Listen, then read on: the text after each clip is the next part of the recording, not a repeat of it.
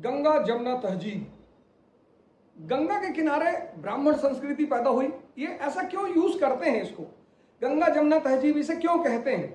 पहली बात तो यही बता दूं आपको, गंगा के किनारे ब्राह्मण तहजीब पैदा हुई। ये जो ब्राह्मणिज्म की संस्कृति है ये गंगा के किनारे पैदा हुई, पाटलिपुत्र। और जो इस्लामिक संस्कृति है वो यमुना के किनारे पैदा हुई, दिल्ली। तो इसको कहते हैं गंगा जमुना तहजीब।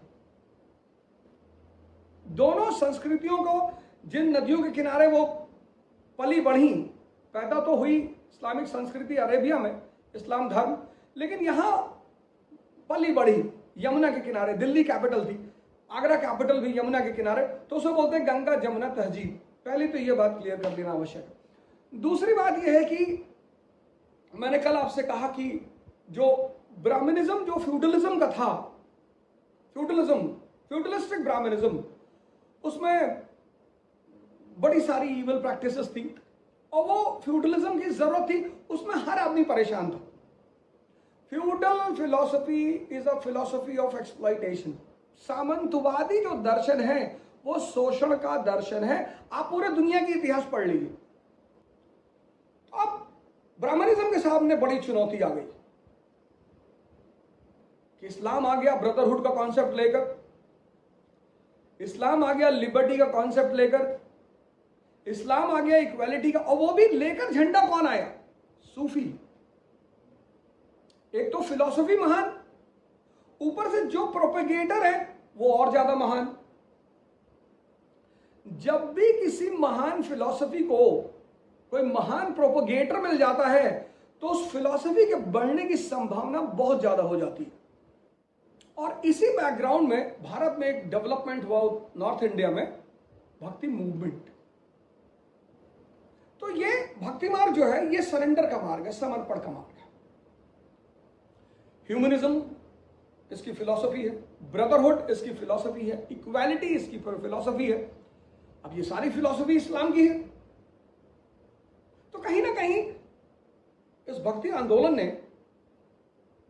जो इस्लाम का प्रभाव बढ़ रहा था हिंदुस्तान पे, उसको लगाम लगाई, काउंटर किया कि भैया हमारे भी मॉल में वो सारे सामान है जो तुम उधर देख रहे हो, यहां भी है। अब इस्लाम यहां आया अपने नोबल प्रिंसिपल्स के साथ,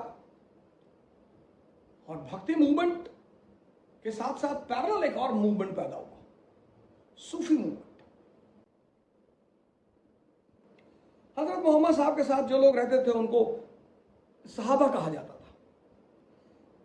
उनमें बहुत सारे लोग सूफी मत के भी थे, जिनमें कई सारे नाम आते हैं। हजरत बिलाल साहब का नाम आता है, बड़ा फेमस नाम आता है उनका, सूफी मत का। तो जैसे भारत में, जैसे ब्राह्मण धर्म में एक पुरोहित तबका है, एक संत तबका है, और दोनों का अप्रोच अलग है। ऐसे इस्लाम में भी है, एक पुरोहित तबका है, एक सूफी तबका है, और दोनों का अप्रोच अलग है। पुरोहित तबका कहता है सब कुछ थ्योरेटिकली जानो, बड़ी अच्छी बात है, उसका भी अपनी उपयोगिता है। उस पुरोहित तबके की भी अपनी उपयोगिता है कि आपको थ्योरेटिकली हर बात बता रहा है, लेकिन उसको प्रैक्टिकली कौन कराएगा? जो आदमी जानता है। अब आप में से बहुत लोगों ने अब्दुल वहाब साहब का तो नाम सुना वहाबिज्म में, इब्ने अरबी का शायद नाम ना सुना। एनसीईआरटी में पढ़िएगा, बड़ी जबरदस्त पर्सनैलिटी है, थोड़ा बृहद पढ़िएगा। 15वीं सेंचुरी में एक स्कॉलर है इब्ने अरबी, सूफियों को बड़ी बैकग्राउंड दी उस आदमी ने। उसने कहा सारे धर्म का एक ही उद्देश्य है, सारे धर्म एक हैं। पहली बात उसने ये कही, बड़ी जबरदस्त बात। उसने कहा सारे धर्म एक है। दूसरी बात उसने जो दूसरा कॉन्सेप्ट दिया, तौहीद वजूदी का, एनसीईआरटी में है तौहीद वजूदी। इब्न अरबी का जो नाम है वो एनसीईआरटी में है, पेज नंबर बता दे रहा हूं, आप वहीं से पढ़ लीजिएगा। पेज नंबर 162, थर्ड पैराग्राफ, यहीं पे है इब्न अरबी का नाम। कोई पूछे तो दिखाने में आपको बड़ी आसानी होगी। तो इस साहब ने दो कॉन्सेप्ट दिए, एक कि सारे धर्म एक है, जागृत दिमाग का आदमी रहा होगा, और तौहीद वजूदी कि जब सारे धर्म एक हैं, बनाने वाला एक है, तो सारे लोग भी एक हैं। और यही फिलॉसफी भारत में सूफियों के लिए बैकग्राउंड बन गई। अब जब ये फिलॉसफी बैकग्राउंड बन गई तो दोनों की जो बेसिक फिलॉसफी भक्तिज्म की और सूफीज्म की वो एक हो गई। अब सुनिएगा, बड़ी मजेदार बात और बहुत बड़ा कॉन्सेप्ट। दोनों का बेसिक कॉन्सेप्ट एक है, भक्ति मूवमेंट का एक, सूफीज्म का एक, अल्लाह एक। कबीर को देखिए कौन कौन सा वर्ड यूज करते हैं, राम, साईं, अल्लाह, साहिब। हिंदू पुरोहित आपको नहीं कहेगा अस्सलाम वालेकुम, और कहते तो बड़ा महान है। और मुस्लिम पुरोहित आपको नहीं कह सकता राम राम, और कहते तो बड़ा महान है। पहले तो चलता था ये सब चीजें। अब यही धारा गंगा जमुना तहजीब, अब यही दोनों लोग, क्योंकि दोनों की फिलॉसफी एक है, यहीं से दोनों लोगों के बीच में मिलने की गुंजाइश पैदा होने लगी। और चार नाम बड़े खतरनाक जिन्होंने मुस्लिम कट्टरपंथियों को हिला दिया। अरे हिल गए मुस्लिम कट्टरपंथी अंदर से कि अरे भैया। अब क्या हुआ जब दोनों की फिलॉसफी एक हो गई, भक्ति मूवमेंट और सूफी मूवमेंट की, अल्लाह एक, क्रिएटर एक, सारे धर्म एक, सारे मानव एक, दोनों की एक फिलॉसफी हो गई, तो दोनों को मिलने का रास्ता बन गया। अब जब दोनों को मिलने का रास्ता बन गया तो मुस्लिम सूफियों ने पर्शियन से ज्यादा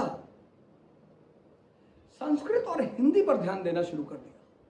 सबसे बड़ा एग्जांपल बता रहा हूं, मालिक मोहम्मद जैसी पद्मावत, इंडियन कैरेक्टर, हिंदी में पहले आदमी ने ये एसिमिलेशन है हिंदी में। कट्टरपंथियों को लगा कि चलो अच्छा ठीक है यार, कोई बात नहीं, अपवाद निकल ही जाता है। दूसरे आदमी ने जिसने मुस्लिम कट्टरपंथियों को हिला दिया वह है अब्दुल वाहिद बिलग्रामी। बड़ा जबरदस्त नाम है, उसी पेज पे है जहां मैंने आपको बताया। और उस आदमी ने एक किताब लिखी पर्शियन में लिखी, ट्रीटीज लिखी उसने। किताब क्या है? ट्रीटीज है, कमेंट्री मतलब, हकीके हिंद। बड़ी प्यारी किताब है, बड़ी प्यारी।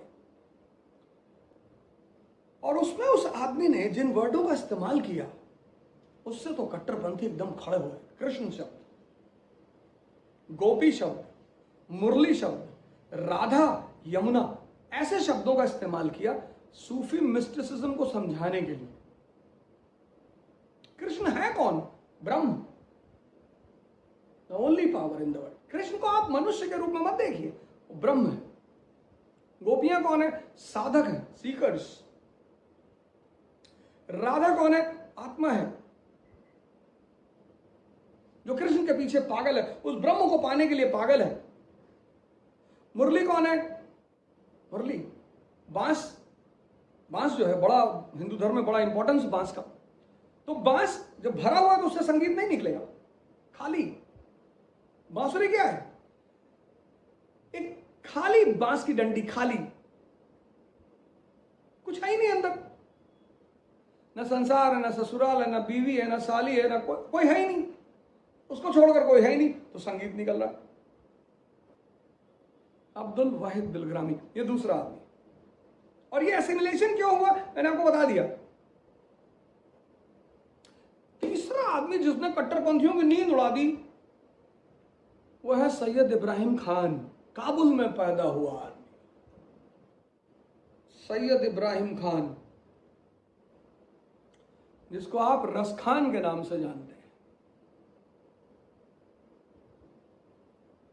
किसी लड़के पर उनका दिल आ गया था, लड़के पर, और इतना आ गया था कि बस दीवानगी की सारी हद क्रॉस हो गई।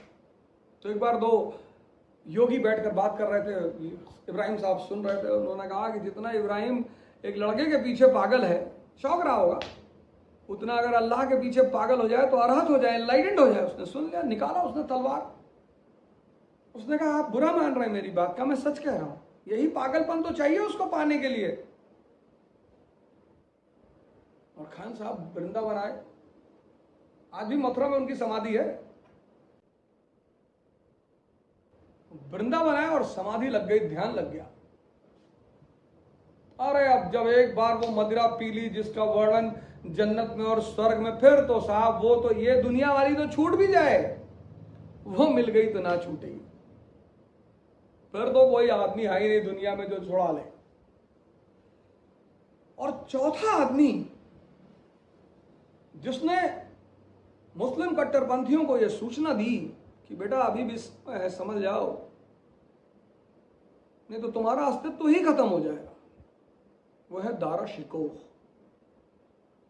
इस गंगा जमुना तहजीब को पीक पे पहुंचाने वाला Majmaul Bahrain, the meeting of the two oceans,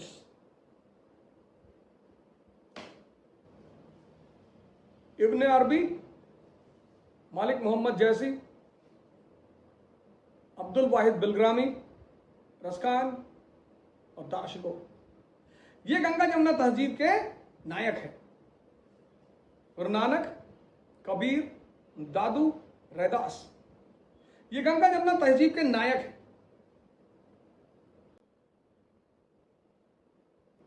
आशा करता हूं कि बात आपको समझ में आ गई होगी, और सबको समझाना भी नहीं है। और जितने लोग आईएएस की तैयारी कर रहे हैं, आप ये सब बातें किसी को समझाने नहीं जाएंगे। नौजवान क्रांति के जो भी लोग हैं, आप पढ़ाई करेंगे, आपको प्रशासन चलाना है और परमात्मा को पाना है। P&P आपका दो ही कॉन्सेप्ट है, चुपचाप घर में पढ़िए, देखते रहिए सब कुछ, आईएएस बनिए, संसद में आइए और फिर मारिए सबको, तभी रिफॉर्म होगा कंट्री में। अब आप ही बचा सकते हैं। अब इस कंट्री को सिर्फ नौजवान ही बचाएगा।